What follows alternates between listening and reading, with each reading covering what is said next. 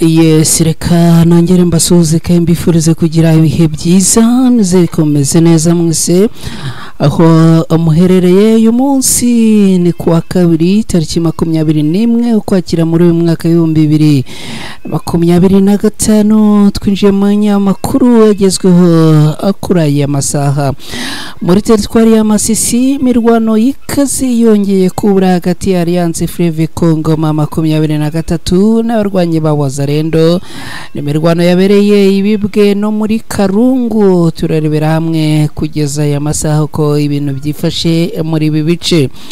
Muri aya makuru kandi turaza no kunyarukira mu nkuru ivuga ko ingabo za FARDC zateye igisasu cya drone ku birindiro by'inyeshyamba za Alliance Fleuve Congo 23 ni hafi ya Karembe. Turaza kurebera hamwe uko ibi bintu nabyo byifashe. Turaza kandi kubabwira yuko muri teritwari ya Rucuru inyeshyamba za Wazalendo zagabye ibitero simusiga ku birindiro by'intare za Sarambwe muri Tongo. Ibi nabyo uraza kubisobanukirwa neza hano ku Ibendera TV.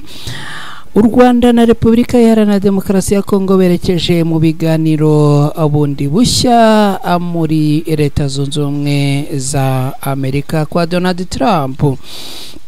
Ndakubwira kandi ko kugeza ubu tuvugana muri Repubulika Iharanira Demokarasi ya Kongo haravugwa inkuru yuko uwitwa Aime Boji wari Minisitiri w'Inganda yamaze kwegura ku mirimo ye muri iki gihugu cya Repubulika Iharanira Demokarasi ya Kongo.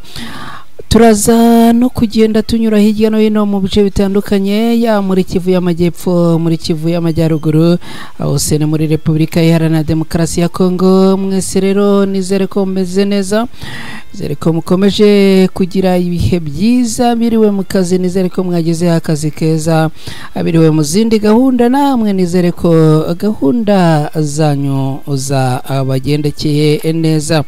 Ndacyabibutsa gukora subscribe mu gihe ugeze hano ku Ibendera TV utari wakora cyangwa utarakoze subscribe.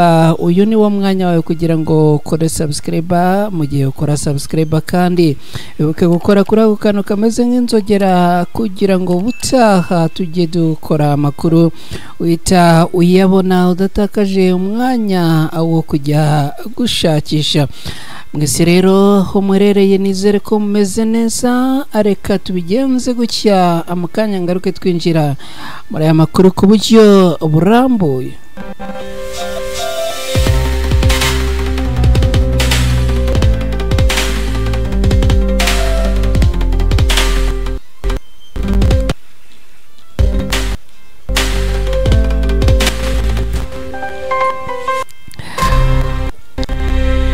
Yes, reka none nongere mbahe ikaze muri aya makuru.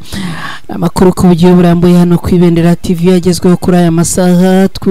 Twinjiye muri studio rero kuri update n'ubundi tugarukaho zijyanye n'amakuru mu burasirazuba bwa Repubulika Iharanira Demokarasi ya Kongo. Muri teritwari ya Masisi ni muri Kivu y'Amajyaruguru muri iki gihugu, imirwano y'ikaze yongeye kubura hagati y'indwanyi z'intare za Sarambwe n'abarwanyi ba Wazalendo. Ni imirwano yabereye mu bice bigera kuri 2 ahitwa Ibibwe no muri Karungu, akaba ariho urugamba rwa ambikaniye uyu munsi. Imirwano ikomeye rero yahuje abarwanyi b'umutwe wa Alliance Fleuve Congo 23 n'abarwanyi ba Wazalendo. Ikaba ari imirwano yabaye mu gitondo cyo kuri uyu wa kabiri tariki 21 ukwakira muri uyu mwaka turimo 2025.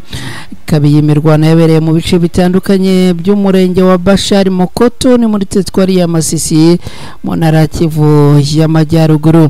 Amakuru yemezwa n'abaturage bo muri ako gace avuga ko iyo mirwano iri kwibanda cyane mu duce twa Bibwe na Nyabisozi, Nyabikere ndetse no ku musozi wa Muzimu uri muri Karungi hazwi nk'afite agaciro ka gisirikare.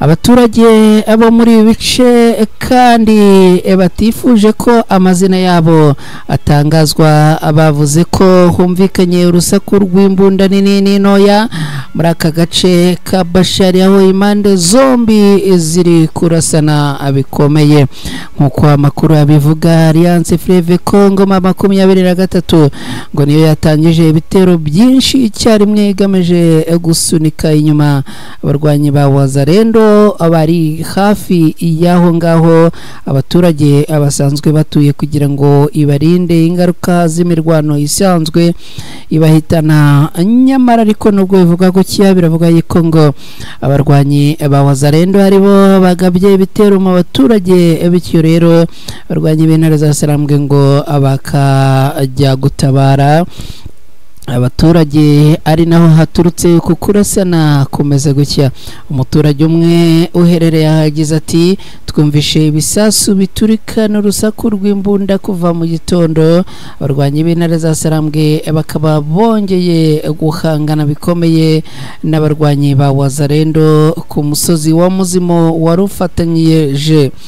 warufatanyije kugenzurwa n'impande zombi. Ikinyana aho haratuje ariko ndaho ngo hari abarwanyi b'intare za Sarambwe, ariko ahandi ibintu ngo birakomeye.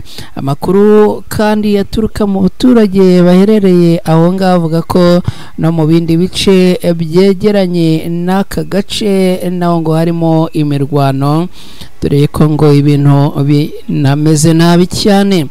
Iyi mirwano yo muri Masisi rero yongeye kwiyongera ku yindi heruka gutangazwa impeti ni mu karere ka Warikare gahana imbibi na Masisi. Ibi byose kandi bibaye nyuma y'uko ku cyumweru nijoro, ni kuvuga ijoro rishyira kuwa mbere tariki 20 Ukwakira, habaye igitero cy'abagizi ba nabi bivugwa ko ari Wazalendo umudugudu wa Nyange, cyasize abantu 2 bakomerekejwe bikomeye. Reka noneho tugaruke kuri iyi nkuru nayo niyo muri Masisi. Iravuga yuko ingabo za FARDC zateye igisasu cya drone ku birindiro byarwanye b'intare za Sarambwe hafi ya Karembe. Ibirindiro bya Alliance Fleuve Congo 23 byagabweho igitero cy'indege ya gisirikare, no kuvuga drone y'ingabo za leta ya Repubulika Iharanira Demokarasi ya Congo mu ijoro ryo ku munsi w'ejo rishyira uyu munsi, no kuvuga ku munsi w'ejo tariki 20 ijoro rishyira uyu munsi tariki 21 Ukwakira muri uyu mwaka wa 2025 hafi y'ahitwa Karembe ni muri sheferi ya Bashari muri teritwari ya Masisi mu ntara Kivu y'Amajyaruguru. Amakuru atangwa n'abantu batandukanye avuga yuko ngo igisirikare drone y'igisirikare cya leta ya Congo FARDC yabanje kugenda isakara hejuru y'ikirere cya Karembe. Abaturage ngo bayibona ikora ingendo nyinshi mu kirere mbere yo kurekura igisasu ngo cyaturikiye ku birindiro by'inyeshyamba za Alliance Fleuve Congo nyuma hafi y'uwo umurenge. Iki gisasu ngo cyateye ubwoba bukomeye mu baturage ba Karembe na Karongi. benshi bakaba bagize ubwoba rero Kongo barimo kwibwira ko imirwano ikomeye yakongera kubura hagati y'impande zombi zirwana. Kugeza ubu ingaruka z'iyi imirwano ndetse no guhangana kw'abasirikare ngo ntiziramenyekana neza impamvu nyamukuru bateraguranye cyangwa se bakarasana, ariko bamwe mu baturage baravuga ko ngo aba bagabo baba babonye imodoka z'imbangukiragutabara zinyura hafi ya Karembe Mwenga mu gitondo cyo kuri uyu wa kabiri, nubwo ahagana saa sita za mu gitondo kuri uyu munsi ngo hagarutse ituze, ariko ngo ubwo bane mu ngenge biracyari byinshi muri ako gace, kandi ku urubibi rutandukanya uturere twa Walikale na Masisi nk'uko bitangazwa n'abahaturiye. Ingabo za leta ya Congo FARDC zifatanyije n'ingabo za leta ya Congo FARDC zikomeje kugaba ibitero bigamije gusenya ibirindiro by'abarwanyi b'intare za Sarambwe mu bice bitandukanye bya Kivu y'Amajyaruguru na Kivu y'Amajyepfo, nubwo kuwa 14 ukwakira muri uyu mwaka w'2025 guverinoma ya Congo n'umutwe wa M23 n'igisirikare cya AFC M23 ngo cyaba cyarahamagariwe kwiyunga mu miryango yabo ku mahoro nk'indwanyi zitahutse ku mahoro. Ikindi nakubwira nuko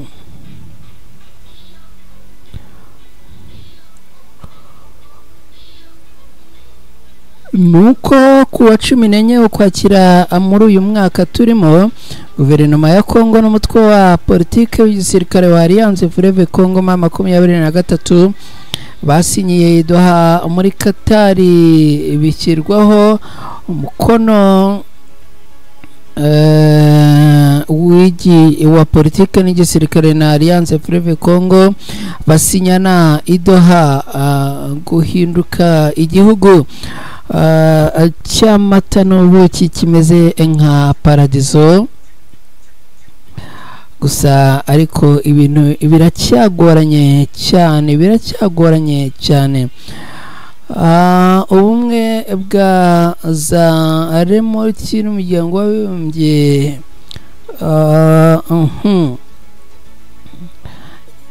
yes, reka rero dukomeze n'aya makuru twerekeze muri teritwari ya Rucuru. Inyeshyamba za Wazalendo zateye ibirindiro bya Alliance Fleuve Congo M23 ni muri Tongo. Abantu bitwaje intwaro bivuga ko ari inyeshyamba za Wazalendo bagabye igitero ku birindiro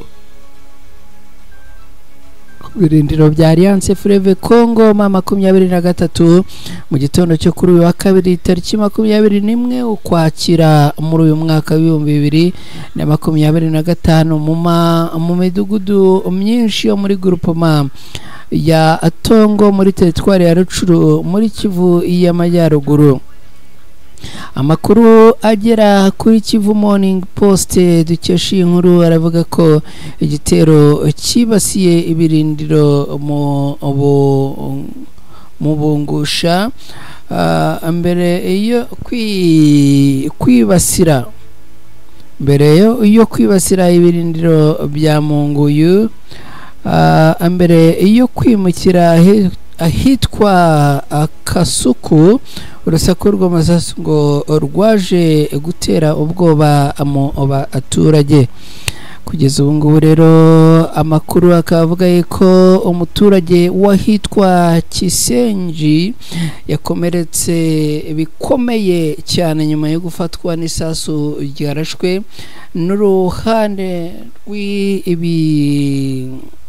n'uruhande rutaramenyekana narwo ngo ruri muri iyi mirwano.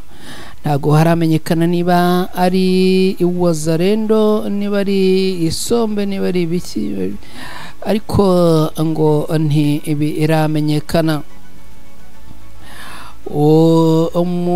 Umujepe rero wagerageje gutumwa kujya kureba ibintu hano ko bimeze, ngo ibintu byabaye byinshi mu baturage kubera ko ngo uyu nguyu yaragiye kurebera hamwe uko situation yifashe muri bice, asanga rero ibintu byakomeye ahitamo kongera kwigarukira kugira ngo batamurasa. Reka kandi mbabwire ko kambabwire yuko ibi ngo byatumye abaturage bakangarana abandi bagashya ubwoba. abaturage bagira bati twakanzwe n'imiborogo yabaye ijoro ryose bitwaje intwaro baje gutera ibirindiro bya gisirikare bya Bunguhu mu gihe imbere yo kwerekeza muri Espagne byari nyuma y'uko ngo berekeje Bungushu iki gisirikare ngo cyerekeje Bungushu mbere yo kwerekeza ku rugo rwa Kasuku byari ngo biteye ubwoba cyane umuturage wa Kiyenji kugeza ubu nawe yishwe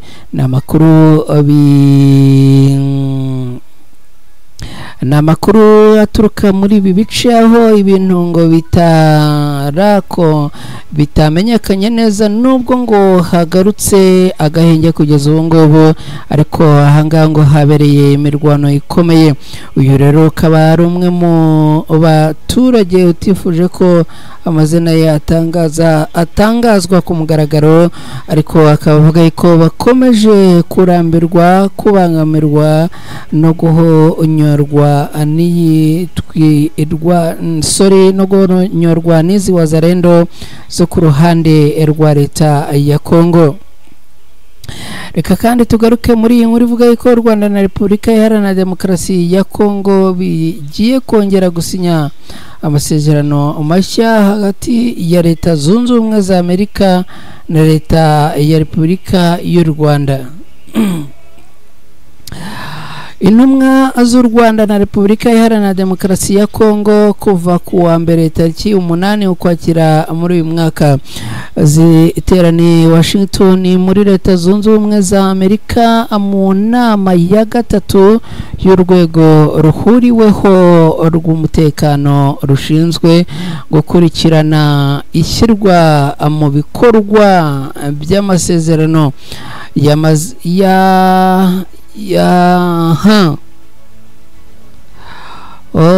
ibihugu byombi bigarukire Nyabugogo nibyo birumvikana kubera ko mugani wawe ndabona Nyabugogo ahantu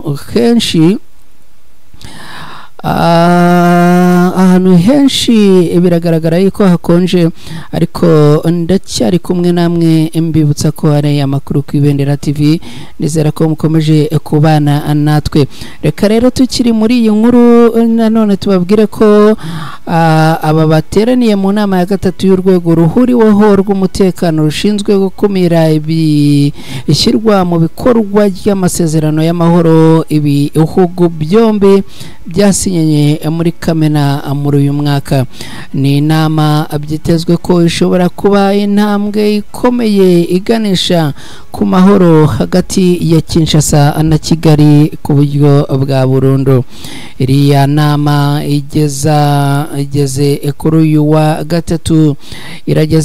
gatatu tariki 22 ukwakira muri uyu mwaka ikazakurikira yahuje intumwa z'ibihugu byombi hagati y'itariki 17 na 18 Nzeri.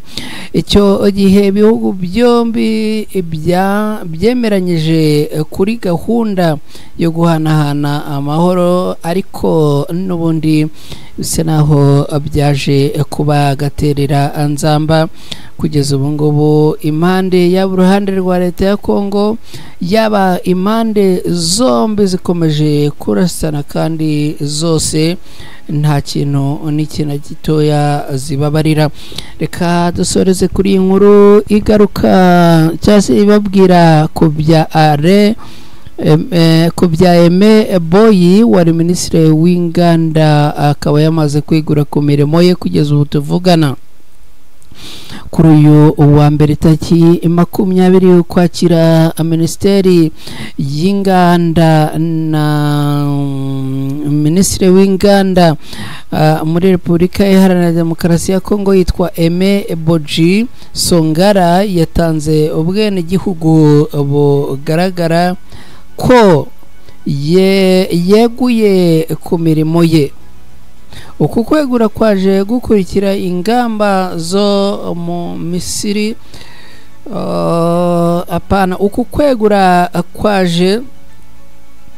kwaje gukurikira ibyemezo bimaze iminsi bifatwa kandi binavugwa, aho uku kwegura ngo kuje nyuma yo kwemezwa n'ubuyobozi bukuru bw'igihugu mu itangazo n'ubundi riheruka gusohoka. Niyo sakire nk'uko amakuru yizewe agera kuri ako abantu batandukanye avuga yuko uyu mugabo ubwegure bwe bwabaye mu butungurana kubera yuko ngo byari ibyitezwe.